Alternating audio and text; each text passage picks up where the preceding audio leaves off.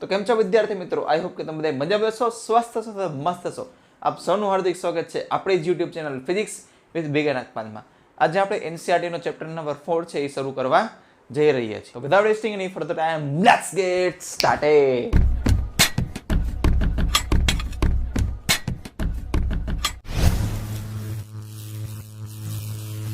Okay, તો વિદ્યાર્થી મિત્રો પ્રથમ એમસીક્યુ આપણે જોઈએ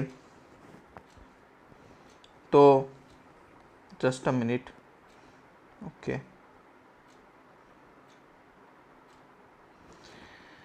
ઓકે તો વિદ્યાર્થી મિત્રો આપણે પ્રથમ એમસીક્યુ જોઈએ તો આપની સમક્ષ છે એ રજૂ છે. આઈ થિંક તમને અહીંયા છે એ દેખાતું જ હશે. ડન. તો જુઓ, એક સમાન ચુંબકીય ક્ષેત્ર બી સદિશ બરાબર બી નોટ કે કેમ. જો વિદ્યુત ક્ષેત્ર ચુંબકીય ક્ષેત્ર છે કઈ દિશામાં છે 4.1 ની વાત કરીએ તો બી છે એ તમારે કંઈક ને કંઈક અહીંયા અચળ કિંમત છે, અહીંયા ઝેડ દિશામાં છે. કે એટલે કઈ દિશા થાય બેટા? ઝેડ દિશામાં. ઓકે, જેમાં બે વિદ્યુતભારિત કણો સંપૂર્ણ રીતે પરસ્પર વિરુદ્ધ દિશામાં હોય તેવા સમાન સર્પિલાકાર. ભાઈ જો સમાન સર્પિલાકાર એટલે કે હેલિકલ પાથની વાત કરે છે. ડાયરેક્શન વિરુદ્ધ છે બટ શેપ કેવું હોય છે? Same to same. ઓકે, તો જો એક આમ જતો હોય છે ને તો બીજો વિદ્યુતભાર છે આમ જતો હોય છે વિરુદ્ધ દિશામાં, આવી રીતના. ઓલમોસ્ટ કેવું દેખાતું હોય છે? સર્પિલાકાર, સેમ ટુ સેમ જ દેખાતું હોય છે, બરોબર. એટલે આનું જે પેચ અંતર હશે, આનું બી પેચ અંતર કેવું હોય છે? x હશે. આનું x તો આનું બી x, એટલે સેમ ટુ સેમ હશે. ખાલી ડાયરેક્શન કેવી હશે? અલગ અલગ. ડન. તો તેમના આપણે છે સાચો ઓપ્શન છે પસંદ કરવાનો છે. તેમના વેગમાનના z ઘટકો સમાન હોવા જોઈએ. હવે સૌથી પહેલા ચુંબકીય ક્ષેત્ર છે એ આપણે z દિશામાં છે એવું કહી દીધું છે, તો આપણે z દિશા આવવી જોઈએ. ઓકે, તો તમારે ચુંબકીય ક્ષેત્રને સમાંતર અથવા પ્રતિ સમાંતરમાં છે એ ચુંબકીય ક્ષેત્ર વિદ્યુતભાર છે ગતિ કરતું હોય. ઓકે, તો આપણે અહીંયા જોવા જઈએ તો વેગમાનનો આપણે સૌથી પહેલા તો x ની વેલ્યુ શું થાય? તો કે x v સમાંતર ઇન્ટુ કેપિટલ T. v સમાંતર એટલે શું થાય? તો કે આ વિદ્યુતભારનો વેગનો ચુંબકીય ક્ષેત્રને સમાંતર ઘટ, અને t એટલે શું થાય? તો કે એક સર્કલ કમ્પ્લીટ કરવા માટે લાગતો સમય. હવે આ કેવું હોય? તો કે v cos θ. માની લો કે v સદિશે છે એ b સાથે એંગલ છે થીટા બનાવેલો હોય, બરોબર. તો v અને b વચ્ચેનો એંગલ થીટા હોય તો v સમાંતર એટલે b ની દિશામાંનો ઘટક કયો કહેવાય? તો કે બાજુવાળો ઘટક એટલે કયો કહેવાય બેટા? તો કે cos. ડન. તો આવશે v cos θ. t શું હોય? તો કે નિયમિત વર્તુળાકાર ગતિમાં તમારે જે વિદ્યુતભાર ફરી પાછો આવે એ શું આવે? એ 2πm upon qb. અને વ્યવસ્થિત લખવું હોય તો 2πmv cos θ upon qb. Ready? તો આ તમારે x આવશે. ઓપ્શન જોઈએ. વેગમાનના ઘટકો સેમ હોવા જોઈએ. વેગમાનના ઘટકો સેમ ન હોય બેટા, કેમ કે એક છે એક ધન z દિશામાં જાય છે, તો બીજું છે એ ધન ઋણ z દિશામાં જાય છે. એકનું તમારે z ઘટક છે એ pz આમ આવશે પોઝિટિવ k ડાયરેક્શનમાં, અને બીજું બેટા છે તમારે pz છે એ નેગેટિવ k ડાયરેક્શનમાં આવશે. ઓકે, તો એ સમાન તો નહીં હોય. તેમના વિદ્યુતભારો સમાન હોવા જોઈએ. બેટા વિદ્યુતભારો સમાન હોય તો આમાં તમારે ગતિની દિશા વિરુદ્ધ શું કામ થાય? તો ગતિની દિશા બી સેમ ન થઈ જાય. અહીંયા વિદ્યુતભારોનો પ્રકાર અલગ હશે એટલા માટે જ વિરુદ્ધ હશે, એટલા માટે તો એ વિરુદ્ધ દિશામાં ગતિ કરે છે. ઓકે, તેઓ અનિવાર્યપણે કણ પ્રતિકણની જોડી રજૂ કરે છે. ઓકે, પ્રતિકણની જોડ. પ્રતિકણ કેવું હોય? હવે તમને વાત કહું. પ્રતિકણ એટલે શું થાય? તો કે માની લો કે એક એક્ઝામ્પલ હું તમને આપું. પ્રતિકણ એને ઇંગ્લિશમાં કહેવાય એન્ટાઈ પાર્ટિકલ અથવા એન્ટી પાર્ટિકલ.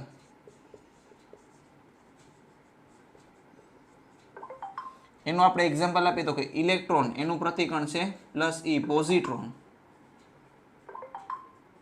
એક જ મિનિટ, આને સાયલેન્ટ કરી દો, વાઈગે રાખે છે. ડન. હા, તો આમાં શું હોય ખબર છે? એન્ટાઈ પાર્ટિકલમાં વિરુદ્ધભાર જો હોય તોની વાત છે. જો હોય તો વિરુદ્ધ પ્રકારનું હોય, અને દળ તો બેયના સેમ જ હોય. ઓકે, પણ આમાં દળ સેમ હોવું જરૂર નથી. જો આ સેમ હોવું જોઈએ. માની લો કોઈ હું તમને એવું એક્ઝામ્પલ આપું જેનો માસ છે એ 2m છે, એનો વિદ્યુતભાર છે એ 2q છે, તો બીજું તમારે m/q નો રેશિયો તમારે m અને વિદ્યુતભાર -q.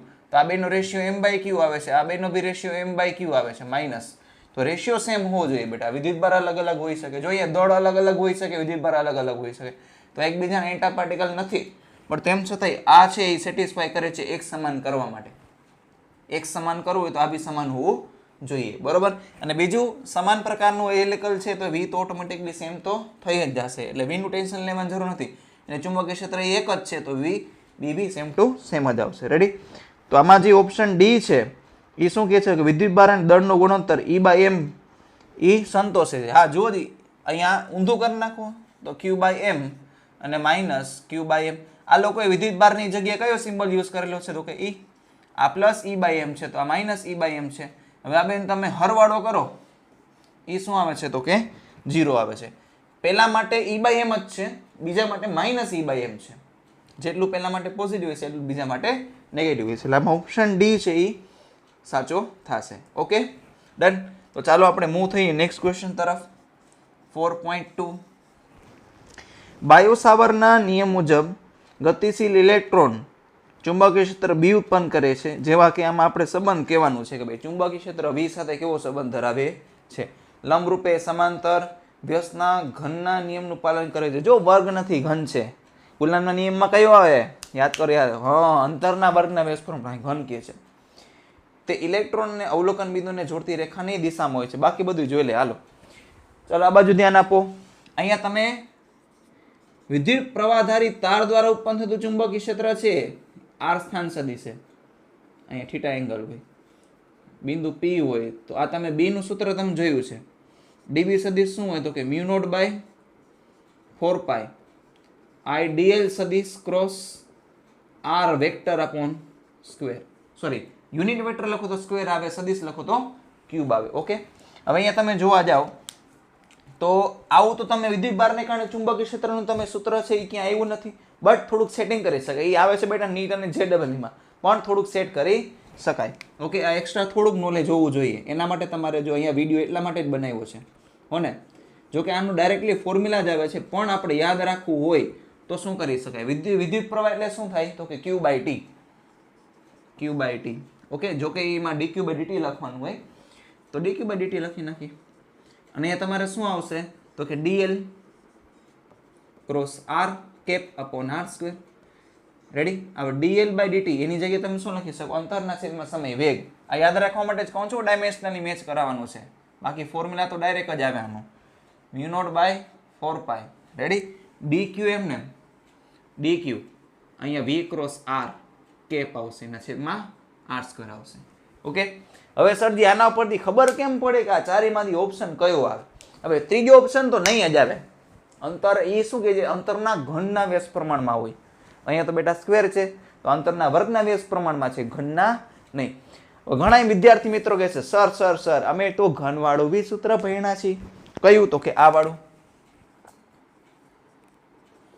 μ0/4π dq. અહીંયા સદિશ લખું તો અહીંયા ક્યુબ આવે. હા તો બેટા આવું કરી શકો, કોને ના પડી? તો સરજી જુઓ ને આમાં ઘનના વ્યસ્ત પ્રમાણમાં થઈ ગયું. એમ ન હાલે બકા. અહીંયા તમારે એકય પરિમાણ r નો હોવો જોઈએ નહીં. આનો એકમ મીટર આવી જાય, આ મીટર ક્યુબ છે, આ મીટર સ્ક્વેર થઈ જાય નીચે. આ એકમ સદિશ છે એનો એકમ નો, એટલા માટે આપણે આના ઉપર વધારે ભરોસો કરી શકીએ. એટલે જોજો ધ્યાન રાખો, અહીંયા ક્યુબ છે સર, ક્યુબ ના આવે, અહીંયા ઉપર એ પરિમાણ છે એ ઉડાડવું પડે. ઓકે, તો આને અત્યારે આપણે જોઈ લઈએ. ઓકે, બસ આવું ભૂસવાની જરૂર નથી. હવે દિશાની કેમ ખબર પડે તો જુઓ, આપણે ખબર હોય તો માન લો કે a ક્રોસ b કરીને તમારે c આન્સર આવે છે. રેડી? માન લો કે તમારી પાસે સમતલ છે, એની અંદર a સદિશ પણ છે બેટા અને b સદિશ પણ છે. જો તમે એમને a ક્રોસ b કરો તો તમને c સદિશ આમ મળે. જુઓ જી, આ તમારે a સદિશ, આ તમારે b સદિશ. આ a ના શીર્ષથી b ના શીર્ષ તરફ છે તમારે જમણાની આંગળીઓ આવી રીતના ફેરવવાની. રેડી? કેમ ખબર પડી સર? a થી જ શરૂઆત કરવાની. જે પહેલા લખ્યું એના શીર્ષથી શરૂઆત કરવાની. તો અંગૂઠો કઈ બાજુ આવે છે? ઉપરની તરફ. તો c છે એ તમારે કેવો છે તો કે b ને લંબ છે અને a ને લંબ છે. એનો મતલબ એમ કે બે સદિશ એનું ક્રોસ પ્રોડક્ટ કરવાથી જે આન્સર આવે એ આ બંનેને લંબ હશે. તો c સદિશ છે એ a ને બી લંબ હશે અને એ b ને બી લંબ હશે. એવી જ રીતે same to same, ditto to ditto આ વાળું સદિશ આને અને આને બંનેને લંબ હોવું જોઈએ. પણ આપણું કામનું કયું છે તો કે આ. અહીંયા તમારે ડીબી સદિશ લખો કે બી સદિશ લખો, એ તમારે વેગને લંબ હશે. બરોબર. હવે સરજી આપણે ડી ઓપ્શન છે એ ખોટો પાડીએ. જો પેલો આ લંબ છે એટલે પેલો ઓપ્શન તો સમાંતર વાળો આઈ થિંક પેલો જ હતો ને, સમાંતર વાળો જોઈ લે. હા પેલો લંબ વાળો છે એ સાચો થાય. બીજો તો ખોટો પડી જ ગયો, ત્રીજો એ ખોટો પડ્યો. હવે ચોથાની વાત કરીએ તો ઇલેક્ટ્રોન અવલોકન બિંદુને જોડતી રેખાની દિશામાં હોય છે. એટલે એ કેવા શું માંગે છે તો કે ઇલેક્ટ્રોન એટલે સોર્સ અને બિંદુ પોઈન્ટ ઓફ ઇન્ટરેસ્ટ એટલે પી. અહીંયા તમારે શું કરી નાખવાનું, આની જગ્યાએ તમારે ઇલેક્ટ્રોન એઝ્યુમ કરી નાખવાનું. ઇલેક્ટ્રોનનો વેગ, માની લો કણ પી છે, આનું સ્થાન સદિશ, તો કે ઇલેક્ટ્રોન ને કણને જોડતી દિશામાં. ના ભાઈ ના, તો એવું કે છે એ તો આર સદિશની દિશામાં છે, પરંતુ બી છે એ બી, આ બી છે એ આર ને પણ લંબ છે. ડીબી છે આર ને પણ લંબ છે. પણ લાસ્ટ ઓપ્શન શું કહે છે તો કે એને સમાંતર છે, એટલે લાસ્ટ ઓપ્શન બી નહીં આવે. તો આનો કરેક્ટ આન્સર છે બેટા ઓપ્શન એ. ડન ડના ડન. Okay done. ચાલો ખબર પડી ગઈ. તમે છે આનો સ્ક્રીનશોટ લઈ શકો છો. ઓકે લઈ લીધો. આને રફ કરી નાખીએ. રફ કરવા કરતાં પહેલાં આપણે થોડીક ઘણી જગ્યા છે એનો ઉપયોગ કરી લઈએ. ડન. હા આમાં જરૂર પડશે રફ કરવાની. ઓકે તો ચાલો બેટા નેક્સ્ટ ક્વેશ્ચન શું કે છે 4.3 તો કે આર ત્રિજ્યાની પ્રવાધારિત વર્તુળાકાર લૂપ XY સમતલમાં એવી રીતે મૂકેલી છે કે તેનું કેન્દ્ર ઉગમ બિંદુ પર હોય. ચાલો જોઈ લઈએ. સૌથી પહેલા તો XY અને Z ત્રણેય સમતલ આપણે ડ્રો કરવા પડશે. ચાલો 4.3 ત્રણેય સમતલ નહીં, ત્રણેય બેટા અક્ષ ડ્રો કરવાની હોય. આ ત્રણ અક્ષ હોય. રેડી. XY સમતલમાં મૂકેલ છે જેથી કરીને આ રિંગનું જે કેન્દ્ર છે ઉગમ બિંદુ ઉપર આવે. આવી રીતના XY સમતલ એટલે આ વાળું XY સમતલ, આ વાળું Z એક્સિસ આવી રીતના મૂકેલ છે. ઉગમ બિંદુ પર કોણ છે તો કે રિંગનું કેન્દ્ર. Okay done. ચાલો આગળ વાંચીએ. હવે x0 માટે, x0 એટલે આની વાત કરે છે, આ બાજુ અહીંથી લઈ અને અહીં સુધીનું જમણી બાજુનો અર્ધ વર્તુળાકાર ભાગ ઇન શોર્ટ. એટલું ખબર પડી જાય ને ભાઈ. એના માટે લૂપનો અડધો ભાગ એવી રીતે પાડવામાં આવે છે કે જેથી તે ભાગ છે YZ સમતલમાં રહે. YZ સમતલમાં આયલો જાય ભાઈ. માની લ્યો આ હું કેવા હું માંગે ખબર છે, આ માની લ્યો કે XY સમતલમાં આ રિંગનો છે એ આખો ભાગ, બે હાથ થઈને આખો ભાગ છે. આ x0 એટલે મારા માટે ડાબો હાથ, પરંતુ તમારી માટે જમણી બાજુનો હાથ. બરોબર. એને એવી રીતના વાળવામાં આવે જેથી કરીને YZ સમતલ. YZ સમતલ કયું કહેવાય તો કે Y એક્સિસ આ અને Z એક્સિસ આ ઈ સમતલમાં આવી જાય. આને નથી છેડવાનું હો ભાઈ. આ જે છે એને YZ સમતલમાં, YZ સમતલ એટલે આ વાળું થઈ જશે, આમ વાળી દેવાનું. એટલે આવી રિંગ બનશે. જો અડધું આમ આવશે અને અડધું આમ આવશે. ખ્યાલ આવે છે કાંઈ? અને આને ઊંધી બાજુ વાર નાખું તો એને ખોટું નહીં લાગે. આમ હાથ આમ નહીં વળે થોડુંક. હા બસ આ ખ્યાલ આવે છે કે નહીં? હા ડર. થોડુંક ઇમેજિન કરો, મોટા થઈ ગયા 12મા ધોરણની એક્ઝામ આપવા જાવ છો હો ને. ચાલો જુઓ આ બાજુ કેવી રીતના થશે. આવી રીતના જો આને મેં અંદર વાળી દીધું. ઓકે હરખું ડ્રો કરીએ. આમ અંદરની બાજુ જેવું આવશે. આ શેપ તો કંઈક અલગ જ શેપ બને છે. એ ભાઈ ભણવામાં ધ્યાન દો. આવા કંઈ શેપ બે વિચારવાની જરૂર નથી. થોડુંક હાલો ને અલગ ડ્રો કરું, બારે ખેંચી લઈ. આવી રીતના આવશે. રેડી. તો હવે શું કહે છે આપણે જોઈએ. ચાલો ચુંબકીય ચાકમાત્રાનું મૂલ્ય હવે ઘટી જશે. હવે ચુંબકીય ચાકમાત્રા એટલે શું થાય એનું સિમ્બોલ પહેલા તો યાદ કરો. ચુંબકીય ચાકમાત્રાને ઇંગ્લિશમાં કહેવાય મેગ્નેટિક મોમેન્ટ. મેગ્નેટિક મોમેન્ટ એટલે એમ આવશે NIA. કોણ આઈએ? NIA. આટાઓની સંખ્યા તો એક જ છે એટલે ગુણાકારમાં એક લખો કાંઈ ફેર પડે નહીં. એરિયા વેક્ટર અત્યારે અહીંયા શું છે, માની લો કે આમાંથી સમઘડી દિશામાં છે પ્રવાહ વહી રહ્યો હોય, સોરી વિષમઘડી દિશામાં આપણે એઝ્યુમ કરીએ તો આનું આવી રીતના આવશે બહારની તરફ. ઓકે તો આનું બહારની તરફ આવશે તો અહીંયા માની લો કે એ છે એ કેટલું છે પાયર સ્ક્વેર છે. ડન. તો અહીંયા આપણે વાત કરીએ તો અહીંયા આવી રીતના થઈ જશે, અહીંથી આમ વહેશે. ઓકે આ તો જસ્ટ એમને મળેલું છે. હવે જો આવી રીતના વહેશે. આમ હતું અહીંથી આમ જતું હતું તો આમાં તો આમ જ જશે, બટ આમાં જે આમ જતું હતું એ આમ થઈ જશે. ખ્યાલ આવે છે? આમ. તો આપણને ખબર જમણા હાથના અંગૂઠાના નિયમ તરફ પરથી આપણે છે કહી શકીએ તો આમાં પ્રવાહ છે એ આમ વહે છે, આમ. તો જે એક્સ વાય સમતલમાં જે ભાગ આ વાળો રહી ગયો છે, આ વાળો આપણે નામ આપીએ તો કે અહીંયા એ, આ બી, આ સી અને આ ડી. તો કે આ એ, બી, સી અને ડી તમને ખ્યાલ આવે. તો એસીડીને કારણે છે બહારની તરફ આવશે, બહારની તરફ એટલે ડોટ અથવા 3D માં ડ્રો કરી નાખું તો ઓગમબિંદુ પાસે આવી રીતના આવશે. ઈ શું આવશે તો કે I × πr²/2. રેડી? આ બહારની તરફ એટલે કે કે કેપ દિશામાં આવશે. અને આને કારણે શું આવશે? આવી રીતના અંદર જાય છે એટલે આમ આ તરફ આવશે. સમજાય છે કે નહીં? આમ છે, હા સોરી, નીચેથી આમ આવે છે, સ્ક્રૂ બારે આવશે. રેડી?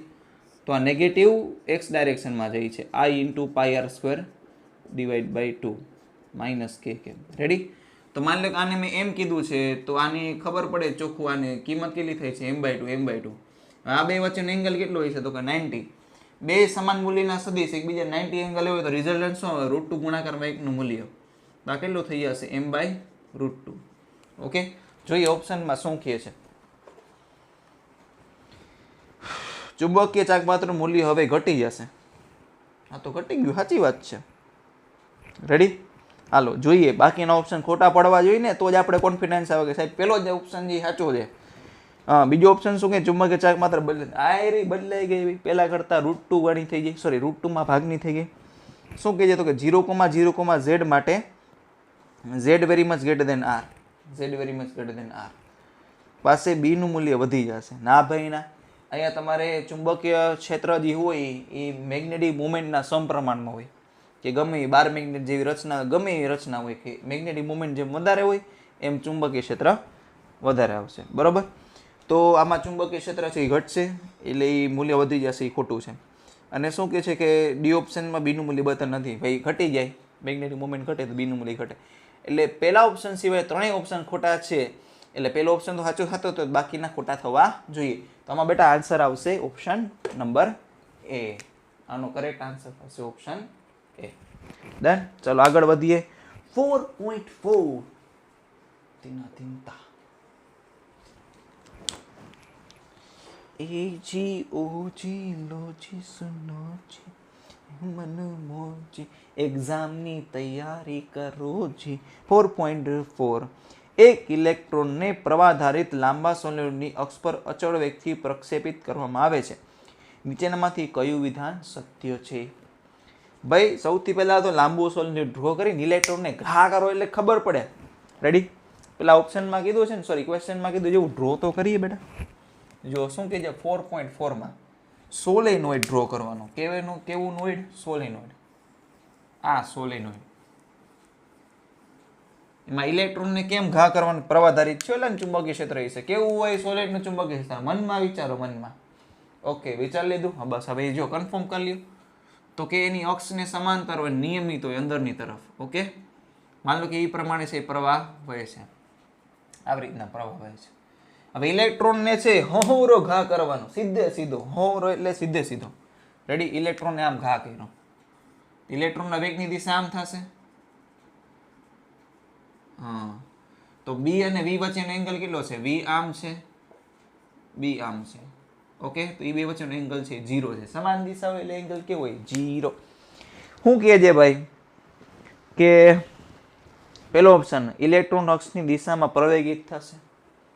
પ્રવેગિત થવા માટે બળ લાગવું જોઈએ, અને બળ કેવું હોય છે? કાં તો સમાન દિશામાં કાં તો વિરુદ્ધ દિશામાં. પ્રવેગિત થવા માટે સમાન દિશામાં હોવું જોઈએ. તો અહીંયા આપણે બળ જોઈએ. એફએમ મજા કરે હો, એફએમ બરાબર ક્યુ વી ક્રોસ વી. અથવા આપણે કિંમત લખી હોય તો ક્રોસ પ્રોડક્ટમાં તમારે સાઇન આવે, ક્યુ વી સાઇન થીટા, અને સાઇન 0 તો 0 થઈ જશે એટલે મેગ્નેટિક ફોર્સ જ નહીં લાગે. પ્રવેગિત થવાની દૂર વાત, ફોર્સ જ નહીં લાગે. ઓકે, બીજો ઓપ્શન શું કહે છે? ઇલેક્ટ્રોનનો માર્ગ અક્ષને અનુલક્ષીને વર્તુળાકાર. ભાઈ સીધો ફેંકો તો સીધે સીધો જ જાય. શું કામ? તો કે બળ 0 લાગે. વાળવું હોય ને તો બળ તો લાગવું જોઈએ ને, એટલે બીજો ઓપ્શન નહીં આવે. ત્રીજો શું કહે? ઇલેક્ટ્રોન અક્ષ સાથે 45 ડિગ્રીના ખૂણે બળ બળ નહીં અનુભવે. બકા, જો ઓપ્શન સી આવશે જ નહીં. डी ऑप्शन सोल्वेंटनी अक्ष पर इलेक्ट्रॉन अचल वेगथी गति चालू राखशे। हाँ भाई सीधी बात छे, सीधी बात, नो बकवास। जो तमारे बळ शून्य होय तो अचल वेगथी छे ई गति शरू राखे, न्यूटननी गतिना पहेला नियम मुजब। चलो नेक्स्ट क्वेश्चन। तो आनो आंसर थशे बेटा option D, D D. Okay चलो प्रयाण करिए 4.5। साइक्लोट्रॉन भाई सिलेबस मांथी निकળી ગયો છે એટલે ઈ સોલ્વ કરવાની જરૂર નથી। ચાલો 4.6 ચુંબકીય ચાક માત્રા m ધરાવતી પ્રવાહધારિત વર્તુળાકાર લૂપને, ઓકે વર્તુળાકાર લૂપ છે, એને બાહ્ય ચુંબકીય ક્ષેત્ર b માં યાદચ્છિક રીતે ગોઠવેલ। યાદચ્છિક એટલે ગમે એ એંગલે, બરોબર, યાદચ્છિક એટલે ગમે એ એંગલે। ઓકે તો હવે જુઓ, માન લો ગમે એંગલ હું રાખી દઉં છું, પ્રવાહધારિત લૂપ છે, માન લો કે ઉપરથી જોતા એન્ટી ક્લોકવાઇઝ એટલે કે એન્ટી ક્લોકવાઇઝ એટલે વિષમઘડી દિશામાં ઉપરથી જોતા આંખ દર્શાવવી પડે તો કન્ફ્યુઝન થાય। તો આનું એમ સદિશ આમ આવશે, ઓકે। માન લો બી છે એ ત્રાહું છે અને કાંઈક ને કાંઈક એંગલ છે, ઓકે। તો હવે જુઓ શું કહે છે કે લૂપને તેના સમતલને લંબ, આ જેનું સમતલ છે ને એને લંબ અક્ષને અનુલક્ષીને 30 ડિગ્રી ફેરવવાનું છે। એટલે એને સમતલને લંબ ઉભા રહ્યો, લાલ કલરની પેનથી, લાલ કલરની માર્કરથી આ અક્ષને અનુલક્ષીને 30 ડિગ્રી આમ ફેરવવાનું છે। હવે 30 ડિગ્રી આમ ફેરવો, આમ તેનું આનો જે અંગૂઠો છે આપણે અંગૂઠો એ તો એમ સદિશ તો એની જ રહેશે।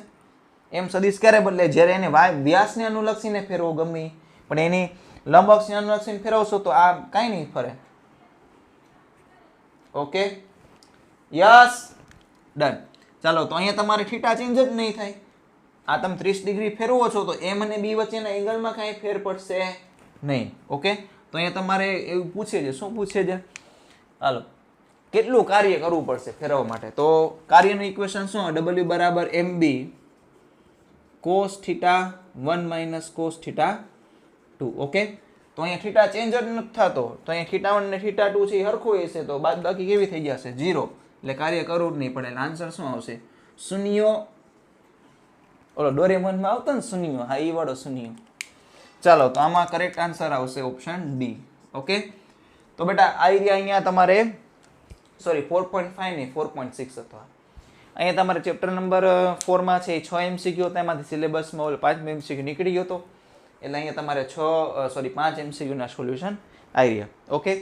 તો અહીંયા તમારે પ્રેક્ટિસ છે શરૂ રાખજો। પહેલાં તો 5મા ચેપ્ટરના છે એનસીઈઆરટી એક્ઝામ્પલના ક્વેશ્ચન સોલ્વ કરી લેજો, એમાંથી જે નથી આવડતા એ જ તમે અહીંયા શીખવા આવો।